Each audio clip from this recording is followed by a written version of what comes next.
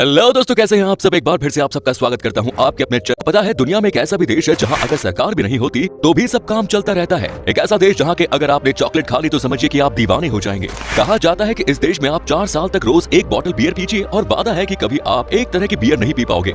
इस देश में हुआ था फ्रेंच फ्राइज का आविष्कार। यहाँ के लोगों का मानना है कि हर एक इंसान इस देश में पेट में ईंट लेकर पैदा हुआ है। एक ऐसा देश जिसका नेशनल सिंबल है सुसु करते हुए एक लड़का। इस देश को land of music, festivals and parades कहा जाता है और इस देश की हर एक बंदे को फुटबॉल की भूत सवार है। तो दोस्तों, आज हम बात कर रहे हैं यूरोप के सबसे शक्तिशाली देशों में से एक बेल्जियम की। तो देर किस बात की, अपना सीट बेल्ट बांध लीजिए अच्छे से और निकलते हैं दुनिया के सबसे खूबसूरत बेल्जियम के एक शानदार सफर पर। सबसे पहले आपको बता दें कि इस देश का ऑफिशियल नाम है किंगडम ऑफ बेल्जियम, जहां की कुल आबादी है 1 करोड़ 16 लाख के आसपास। आबादी के मामले में देश दुनिया में 81वें नंबर पर है। यहाँ पर 98% लोग शहर में रहते हैं और सिर्फ 2% ही गाँव में रहते हैं। देश की राजधानी है ब्रुसेल्स, जो की एक बहुत ही खूबसूरत शहर है। ब्रुसेल्स एक पावरफुल सिटी है क्योंकि नाटो का हेड ऑफिस भी इसी शहर में है। यहाँ के कैफे, पब और रेस्टोरेंट दुनिया भर में मशहूर हैं। क्या आप यकीन कर सकते हैं कि बेल्जियम दुनिया का एकमात्र ऐसा देश है जो कि बिना सरकार के भी चलता रहता है। यहाँ पर फेडरल गवर्नमेंट का शासन चलता है। बिना सरकार बनाए भी इस देश को 589 दिनों तक चलाया जा सकता है और इसे चलाते हैं कोई और नहीं बल्कि यहाँ के लोग ही। कई लोगों का मानना है कि दरअसल ये समय ज्यादा अच्छा होता है किसी के लिए भी, क्योंकि इन 589 दिनों में आपके ऊपर किसी भी तरह का कोई टैक्स का दबाव डाला जा सकता है। मतलब यह है कि अगर सेंट्रल गवर्नमेंट देश में न भी हो तो भी यहाँ के स्टेट गवर्नमेंट के पास पूरा अधिकार होता है कि वो फैसले ले सके। कई बार इस तरह का मौका आया है और बेल्जियम देश तब भी बड़े अच्छे से चला है।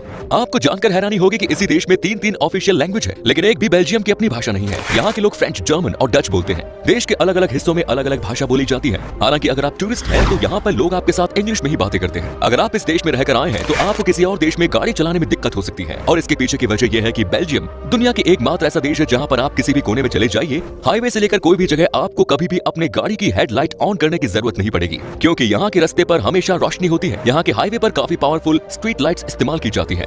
दोस्तों, अब जरा इस तस्वीर को देखिए, आपको क्या लगता है ये क्या है?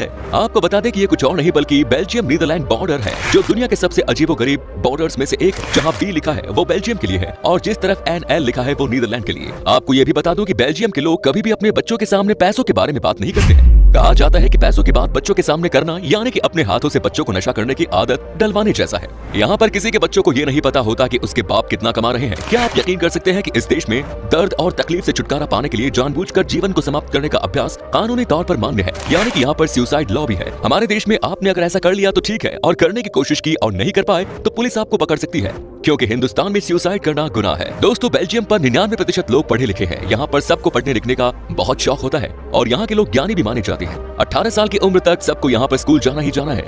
जो